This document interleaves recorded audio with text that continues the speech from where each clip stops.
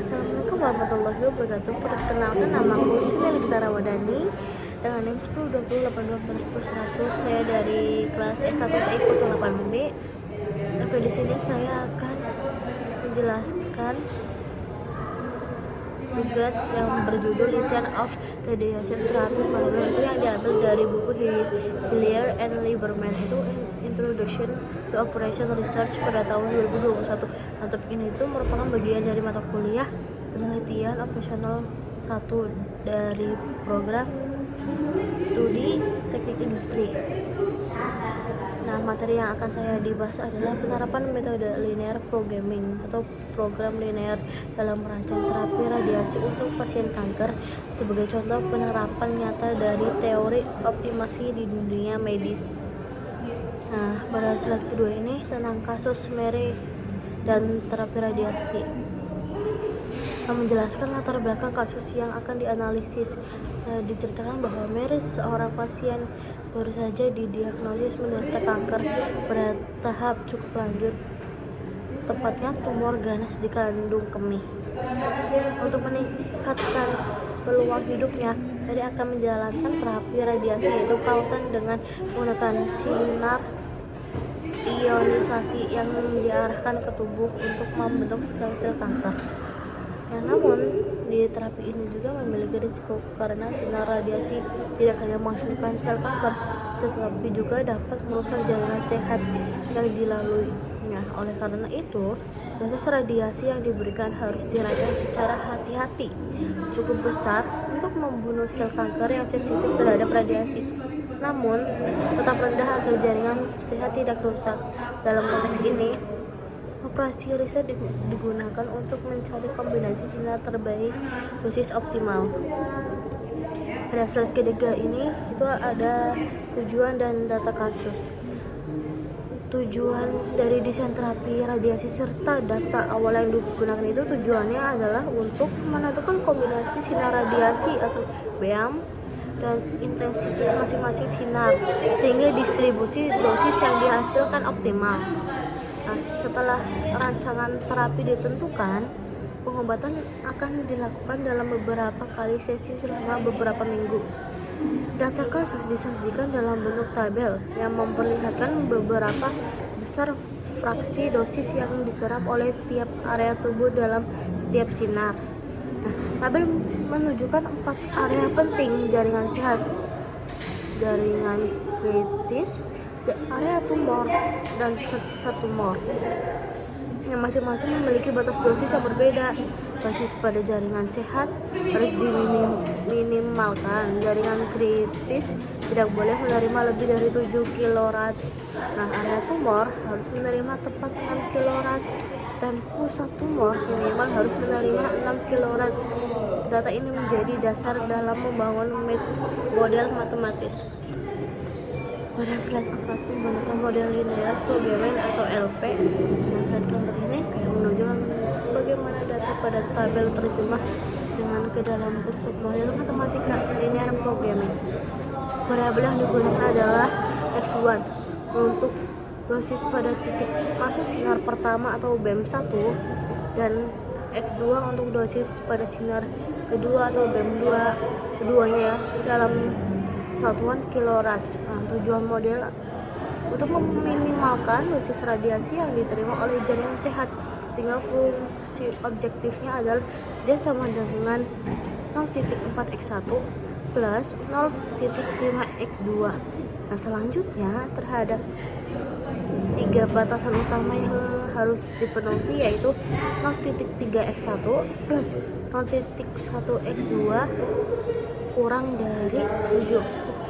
Untuk jaringan kritis 0.5x1 plus 0.5x2 itu sama dengan 6 area untuk area tumor, dan 0,0.x1 plus 0.4x2 lebih besar dari 6 untuk pusat tumor, dengan syarat bahwa X1, X2 itu lebih besar daripada 0.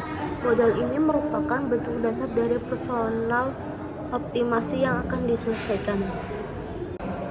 Pada slide 5 itu bentuk standar.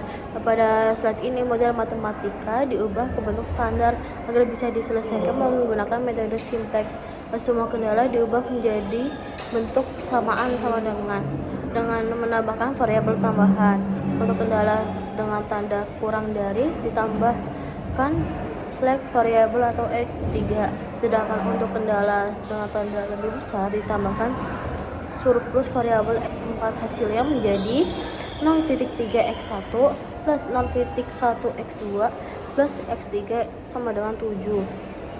0.5x1 plus 0.5x2 sama dengan 6 dan 0.6x1 plus 0.4x2 dikurangi x4 sama dengan 6. Fungsi tujuannya menjadi z sama dengan 0.4x1 plus 0.5x2 plus 0x3 plus 0x4. Dengan semua ini variabel bernilai positif karena bentuk standar ini tahap awal sebelum model disusun ke bentuk kanonik. Dalam slide 6 ini bentuk canonical form. Pada saat ini model diubah ke bentuk kanonik, yaitu bentuk yang siap diselesaikan menggunakan metode Big M. Dalam metode ini ditambahkan artificial variable atau variabel buatan untuk kendala yang memiliki tanda sama dengan dan lebih besar memiliki basis awal dalam tabel sinteks. Variabel buatan tersebut adalah kayak x5 dan x6. Model akhir menjadi minimize atau z sama dengan 0.4x1 plus 0.5x2 plus 0x3 plus 0x4 plus mx5 dengan pembatas 0.3x1 plus 0.1x2 plus x3 sama dengan 7.